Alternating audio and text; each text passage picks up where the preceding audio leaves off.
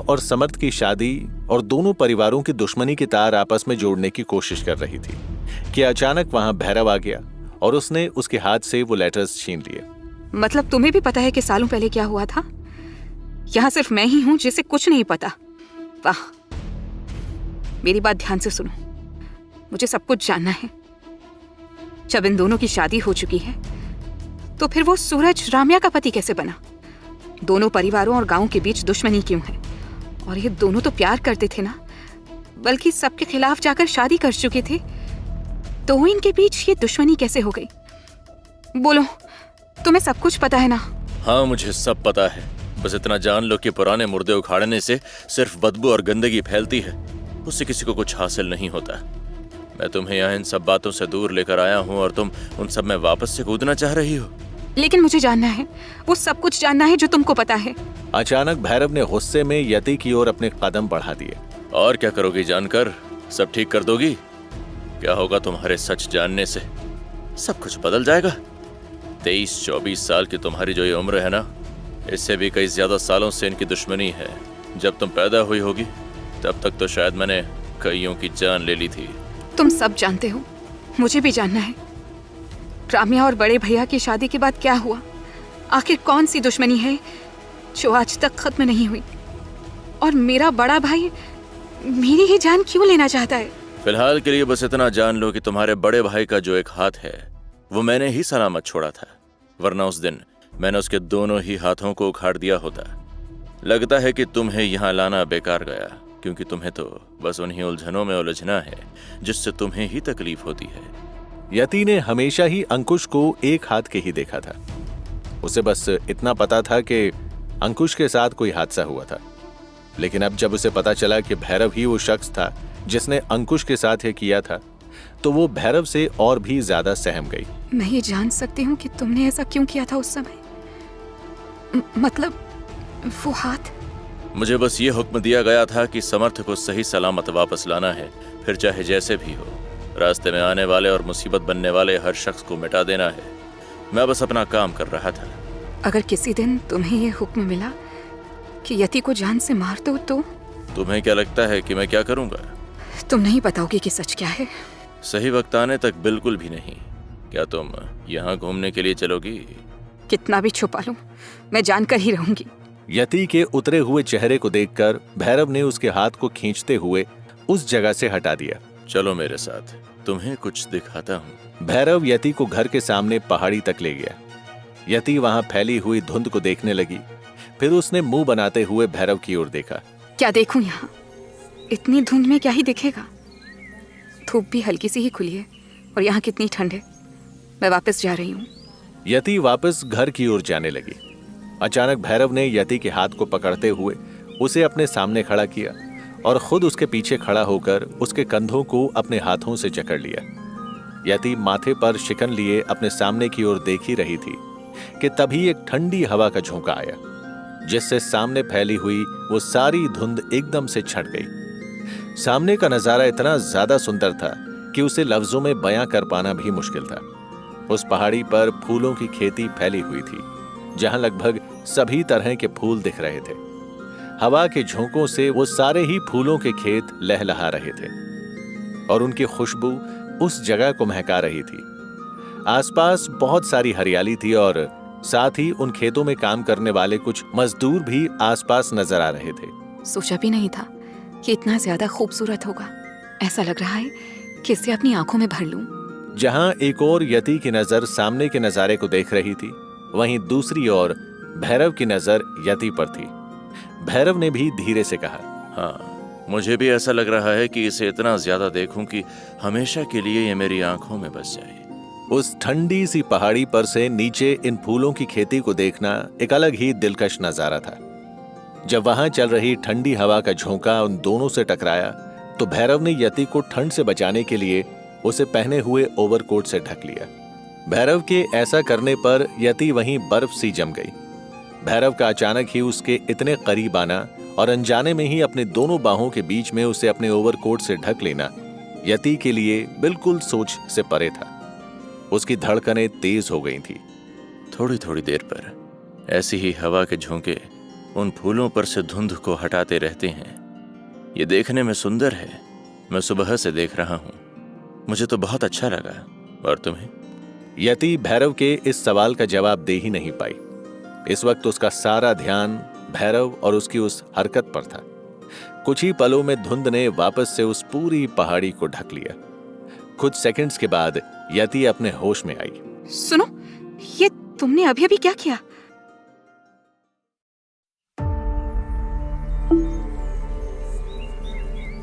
भैरव ने ठंडी हवा के झोंके से यति को बचाने के लिए उसे अपने ओवरकोट से ढक लिया था और उसे सामने का खूबसूरत नजारा देखने के लिए कहने लगा। लेकिन यति भैरव के इस तरह करीब होने पर बर्फ की तरह जम गई थी। नहीं गुड़िया, मैंने कुछ नहीं किया। ये तो हवा ही धुंधला रही है। मैं तो बस सुबह से यही देख रहा था कि थोड़ी थोड़ी देर पर हवा के झोंके इस धुंध को हटा रहे थे। और देखो ना, कितना सुंदर है ये सब। मैं यहाँ आकर बहुत अच्छा महसूस कर रहा हूँ। तुम्हें कैसा लग रहा है यहाँ? यति को यह महसूस हुआ कि भैरव को इन बातों का कोई अंदाजा ही नहीं है कि वो खुशी और गम को कैसे जाहिर करे और कैसे और कितना उसे किसी के करीब या फिर दूर रहना चाहिए। अगर तुम्हें यहाँ अच्छा लग रहा है तो मुझे भी अच्छा लग रहा है। उन कुछ ही पलों में यति के मन में हजारों बातें हलचल करने लगी। जिस इंसान ने हमेशा ही लोगों की जान ली है, रिश्तों और लोगों से दूर जिंदगी बिताई है, वो आज मेरे लिए हर वो काम कर रहा है जिससे मुझे खुशी मिले और मैं ठीक हो सकूं। फिर मैं क्यों पीछे हट रही हूँ? भैरव ने अपने ओवरकोट को पकड़े हुए यति को लगभग अपनी बाहों में घेरे हुआ था। यति ने भी अपने हाथों को आगे बढ़ाकर भैरव के हाथों को अपने हाथों में थाम लिया। हालांकि यति खुद भी हद से ज्यादा हिचक रही थी, लेकिन फिर भी उसने आगे बढ़ने का फैसला कर लिया था। तुम मुझे बहुत अच्छी जगह लेकर आए हो, मुझे यहाँ अच्छा लग रहा है। लेकिन पता है क्या, शायद सुंदर नजारे बिल्कुल सुंदर नहीं होते अगर इन्हें मैं तुम्हारे बिना देखती। ये इसलिए खूबसूरत लग रहा है क्योंकि तुम मेरे साथ हो। यति के हाथों को थामकर एक बार फिर से भैरव को वैसा ही महसूस होने लगा जैसा पहले हुआ था। भैरव की धड़कनें तेज हो गईं। वो यति की ओर देखने लगा। क्या सच सच सच, सच में? तुम इसलिए? फिर वो बीच में ही रुक गया। अब उसने ध्यान दिया कि उसने यति को अपने करीब किया हुआ था, तो अचानक उसने अपने कदम पीछे कर लिए। वो तुम्हें ठंड लग जाती। मैं तुम्हें ऐसे ही घर से ले आया था। सच में तुम्हें ये सब इसलिए खूबसूरत लग रहा है क्योंकि मैं तुम्हारे साथ हूँ। अब जब यहाँ आ ही गए हैं तो क्यों ना नीचे घूम ले, जहाँ सब लोग रहते हैं। चलो वहाँ घूम कर आते हैं। लेकिन किसी को बताएंगे नहीं कि हम महल से आए हैं, वरना बाबा के नाम से लोग अलग ही तरह से देखने लगेंगे, जैसे अपने गांव के लोग करते हैं। ठीक है, जैसे तुम्हें सही लगता है वैसा ही करेंगे। थोड़ी ही देर में दोनों तैयार होकर पहाड़ी के नीचे आ गए, जहां लोग रहते थे और खेती होती थी और जहां वो फूलों का खेत था। वो जगह पूरी तरह से यति और भैरव के लिए अनजान थी। लोग भी यति और भैरव से अनजान थे, इसीलिए उन्हें हैरानी से देख रहे थे। एक बूढ़ा आदमी तो उन दोनों को काफी देर तक देखता रहा। जरा रुको बेटा, क्या आप दोनों कहीं बाहर से आए हैं? काहे से आप दोनों हमरे गांव के तो नहीं हैं। हमरे गांव में कुछ काम है का तुमको? यहाँ कैसे आना हुआ? भैरव को समझ नहीं आ रहा था कि वो अब क्या जवाब दे। वो यति की ओर हैरानी और परेशानी से देखने लगा। तभी यति ने बात को संभालते हुए उस बूढ़े आदमी को जवाब दिया। वो बाबा, हम बाहर से आए हैं। दरअसल कुछ दिन के लिए बस इस गांव में रुकना चाहते हैं। यहाँ के खेत, ये जगह, सब कुछ बहुत सुंदर है, तो हम यहाँ पर कुछ दिन रुककर यहाँ के खूबसूरत नज़ारों को देखना चाहते हैं। बस हम दोनों आज ही आए हैं। अच्छा अच्छा, वैसे कोई याद तो है नहीं हमरे गांव में, और इस गांव के बारे में तो ज्यादातर लोग जानते ही नहीं है। आप दोनों को देखकर लागत है कि आप कहीं बाहर से आए हैं। कहाँ रुके हैं? बाबा, वो जो पहाड़ी के ऊपर वाला घर है ना, बस वहीं रुके हैं। वो जो जहाँ बाकी कोई घर नहीं है। वो कहा है कि इस गांव के मालिक नारायण महल के बाबा साहब हैं, लेकिन उन्होंने इस गांव की जिम्मेदारी हमरे हाथों में सौंप रखी है। इसलिए हमका इन सब बातों के बारे में जानना बहुत जरूरी है। घूमने आए हैं तो आपको जहाँ भी जाना हो, जिस भी चीज की जरूरत हो, हमका बता दीजिएगा। वैसे यहाँ कितने दिन रुकेंगे? बस कुछ ही दिन, आप परेशान न हो। वो बूढ़ा आदमी भैरव और यति के रुकने की जगह को सुनते ही ये समझ चुका था कि हो ना हो वो दोनों ही महल के ही लोग हैं, क्योंकि ये गांव बाबा साहेब का था और वो पहाड़ी पर जो घर था वो सालों पहले समर्थ ने खुद बनाया था, पर वहां कोई यूं ही आकर नहीं ठहर सकता था। हालांकि इस बात से यति और भैरव दोनों ही अनजान थे। उस बूढ़े आदमी ने उन दोनों की अच्छी आवभगत करनी शुरू कर दी। अच्छा सुनिए, आज शाम हमारे गांव की सारी औरतें कुछ पूजा पाठ और जश्न मनाने वाली हैं। दरअसल हमारे गांव की सुहागिनों की पूजा होने वाली है।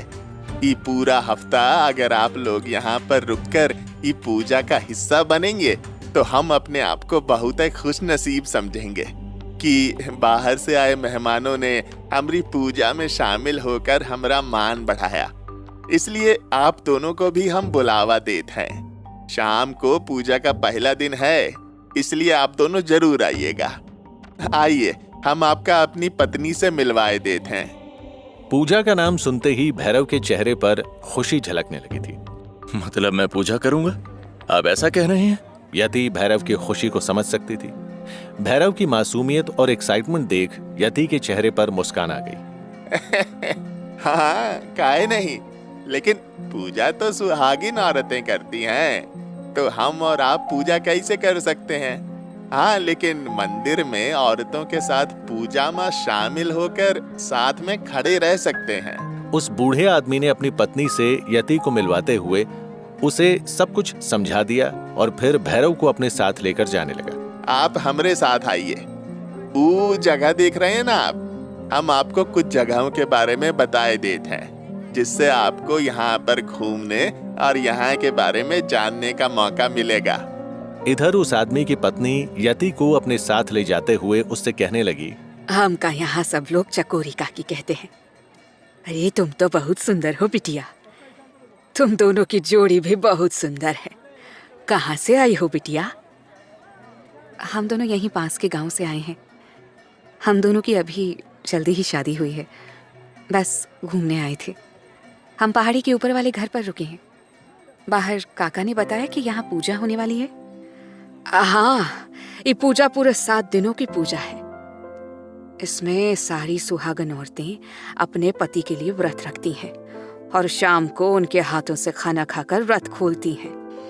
ये पूजा और व्रत अपने पति की लंबी उम्र के लिए, उसके स्वास्थ्य के लिए, उसकी समृद्धि के लिए करी जात है। और ये पूजा में लाल रंग के सुहाग के जोड़े और 16 श्रृंगार किए जाते हैं। अब क्योंकि तुम तो बाहर से आई हो, इसलिए कोई बात नहीं, तुम हमारी मेहमान हो और पूरे गांव का काम हम दोनों पति पत्नी देखते हैं, इसलिए हम तुम्हारे लिए सारे इंतजाम करा देंगे। आज तुम दोनों गांव घूम लो, कल हम सुबह अपनी बिटिया के हाथों तुम्हारे लिए सुहाग का जोड़ा और श्रृंगार का सामान भिजवा देंगे। हाँ? यति जब बाहर आई तब भैरव उसका वहीं इंतजार कर रहा था। यति के आते ही भैरव उसे उस गांव के बाजार तक ले गया। वहां के सामानों को दिखाते हुए भैरव उससे कहने लगा, यहाँ से जो भी सामान लेना हो ले लो। यहाँ फल फूल, खाना पीना, गर्म कपड़े और अच्छे सामान मिलते हैं। काका ने बताया था। कुछ दिन यहाँ रहने के लिए सामान तो चाहिए होगा ना? नहीं, मुझे बाकी कुछ तो नहीं चाहिए, लेकिन हाँ, मुझे चाहिए होगा। भैरव यति की ओर देख मन ही मन शर्माने लगा। ये मेरे लिए, मेरी लंबी उम्र के लिए पूजा रखने वाली है।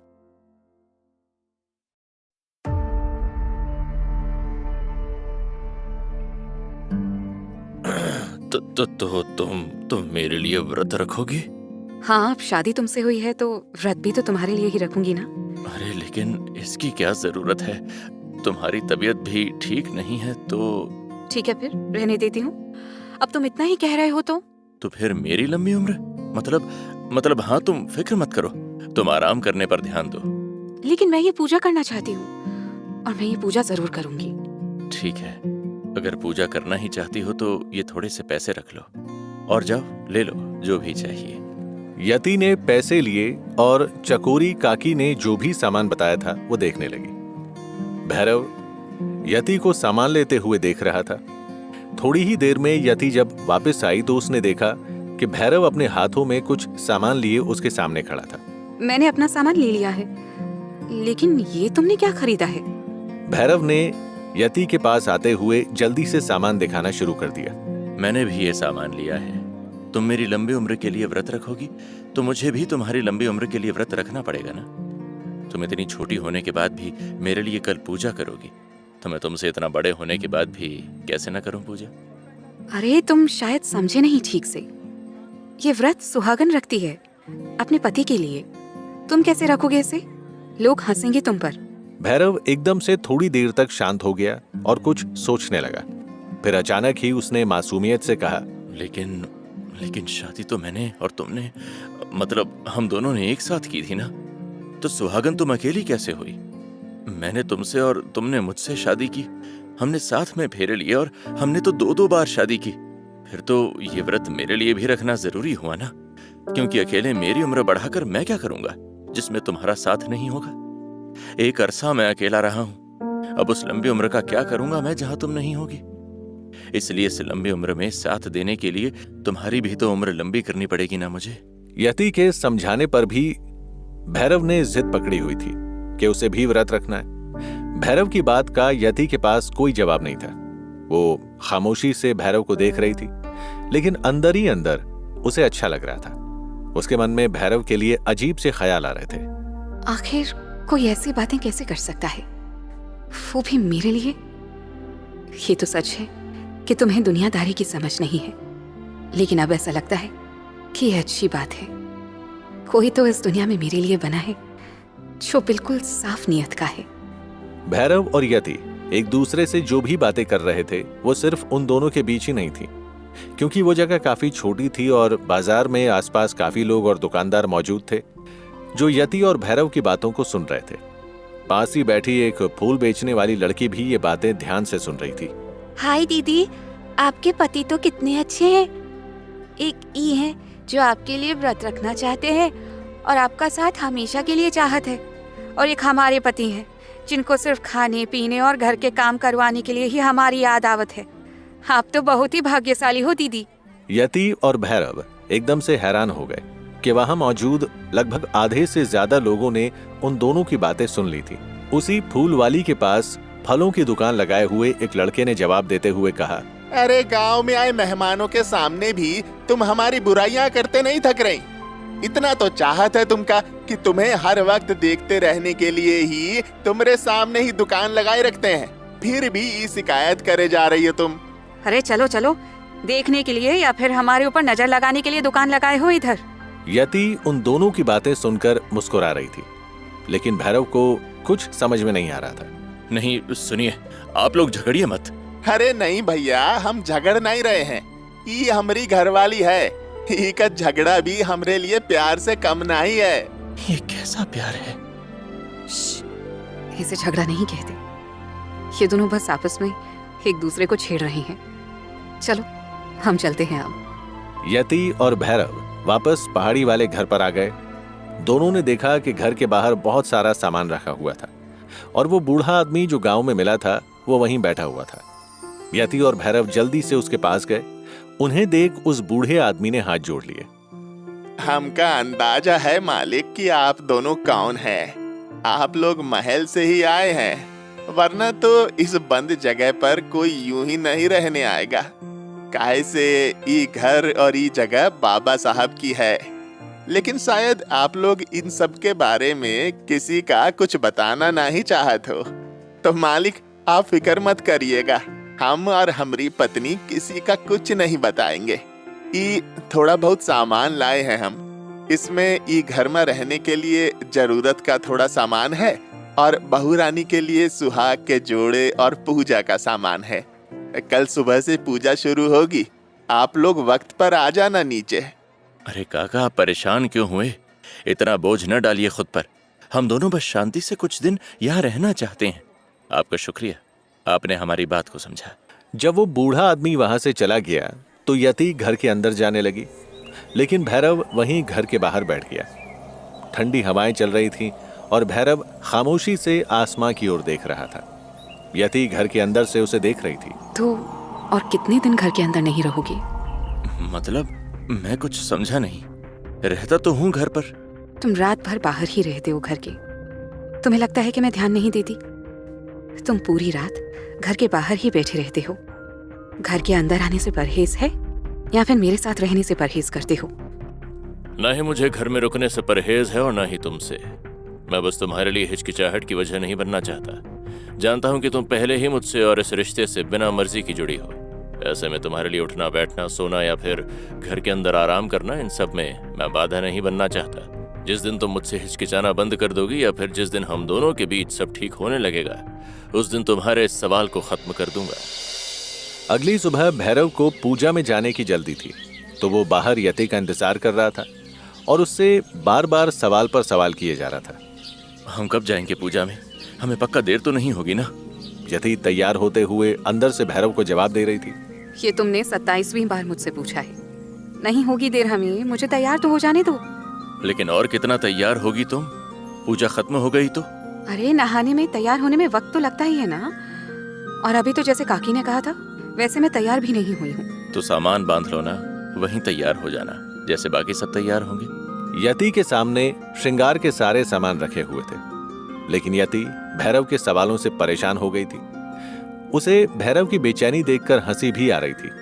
भैरव पूजा में शामिल होने के लिए हद से ज्यादा परेशान था, जैसे कोई बच्चा किसी मेले या तीज त्योहार में जाने के लिए जल्दी निकलने की जिद कर रहा है। यति ने सामान बांधते हुए दरवाजा खोला। ठीक है चलो फिर, मैं वहीं तैयार हो जाऊंगी। भैरव ने देखा कि यति के गीले से बाल थे जिनसे पानी टपक रहा था। भैरव जल्दी से घर के अंदर गया और एक कपड़ा लेकर यति के बालों को उससे लपेटने लगा। पहले से ही यहाँ का मौसम ठंडा है और तुमने सुबह सुबह ही बालों को धो लिया। भैरव यति के बालों को पोंछने लगा। अब तुम क्या कर रहे हो? छोड़ो इसे। अब तुम्हें देर नहीं हो रही है नीचे पूजा में जाने के लिए?